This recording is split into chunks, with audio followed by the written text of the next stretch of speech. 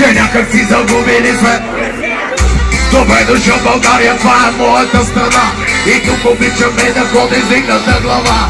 Добре дошъл горе, високо планината. Пусти се и на плажа, даме и килата. Тук е до Божа, златите реки, а най-големите звезди са на злати пясъци. Запоредно от пясъци и от купони красъци. Чисто нови ескпати, банкирата шалите. Ние сме само народ, вече няма държава, защото нашата държава обича много да дава. И ще има други нужди, собствената ни държава, ние ще сме си чужди. Но ще реже хляба и ще пише правилата, не продавайте. Ръцете горе, Габро, майка! Който си вдига ръцете, да му вдигнат заплатата.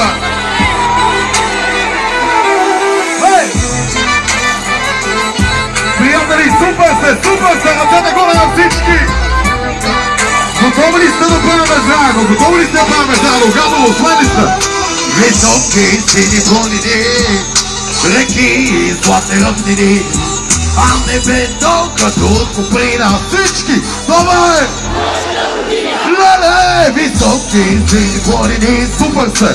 Реки, златни равнини, а небето като от куприна. Сега! Това е! Искам моята държава да е за моите деца. Искам на нашото море и на нашата планина. И ако ние сме цветя, то ни трябва и земя. И на всеки му нуждите вода и светлина. Вода от реките, идващи от планините. Пазете горите и земята на дедите, на децата вредите. Мани ги парите, а то на свършването им опато гърбите. Респект за всички езици, за всички раси и народи. Обичам и на български. Искам български жени да раждат български деца и всички да живееме на българска земя, да сме щастливи, развити.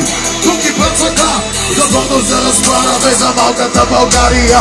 Аз съм живота не е Ария. Ръцете горе за град Габрово и майка България, хайде! Който си дига ръцете безплатен интернет до края на годината.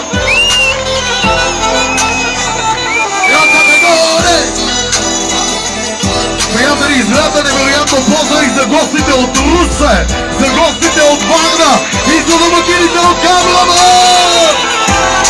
Високи сини планини, реки, златни равнини, а небето като от куприна. Силно! Добър!